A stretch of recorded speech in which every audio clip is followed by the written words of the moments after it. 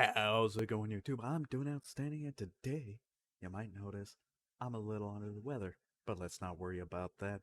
I also haven't posted in a while. I started going to school. Things are going pretty all right. It's only the third, third week, technically, I guess, because it's Monday.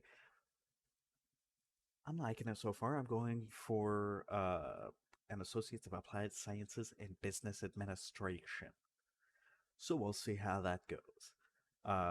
Starting off, I'm taking, writing, intro to business, that kind of, basic stuff. But I am kind of liking the writing class more than I thought I would. When I was in high school, I did not do well. I mean, I had D's and F's because I just didn't care.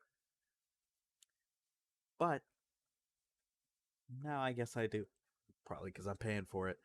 But let's not worry about that. What I did do though is I wrote a little 500-word essay to like start the class because that's what the assignment was. So I'm going to read that. When I think of somebody else, I tend to think of them from my point of view, how I might react if I were in their shoes.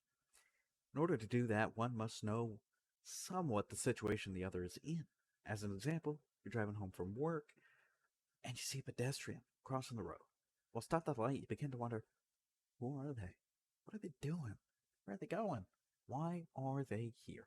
Rarely do you need to ponder the when of it. You're both then experiencing the world at the same moment. You can easily imagine what it might be like to be crossing that street, wearing those clothes, feeling this weather, and hearing the sounds of the world nearby. Once you are metaphorically in their shoes, you're able to wonder about their social circle. Do you know anyone who knows them? What is their family like? What activities do they enjoy? This feeling is called sonder. It can be very strange to suddenly realize that not just this stranger, but everyone around you has an incredible life, as twisting, complicated, and important as your own. The feeling of Chronosonder is very similar. I first heard the term from a YouTube channel called Vsauce. Michael from Vsauce describes it as a feeling not just for people over there, but over them. I know you guys know who Vsauce is. Okay, it was an essay to my teacher, so roll with it. It would be several months before I got a real feeling for this concept. I was walking down. Oh, wait a minute. Ooh. No, wait, I've already recorded videos in the area. This isn't going to reveal anything. I was walking down the Fano Creek Trail when I passed by Augustus Fano's house.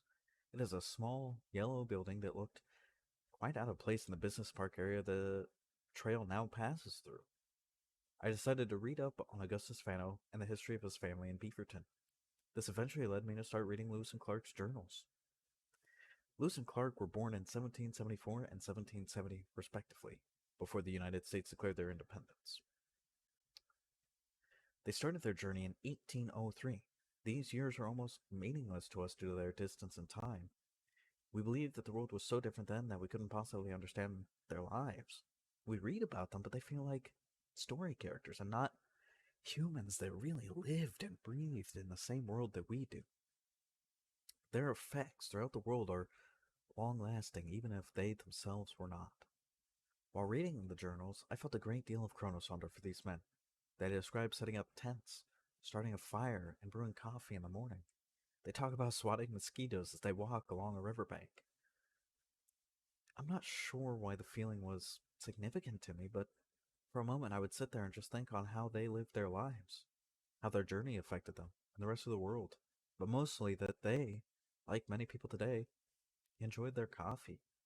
I believe that it is important to document the seemingly unimportant details. So that was my essay. I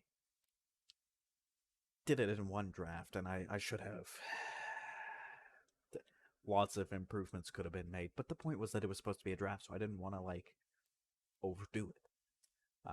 Now I've turned that into a 5-page essay, and I'm not going to read that here because it is much longer. Let's see, how long is it? And it takes up 29 kilobytes. That...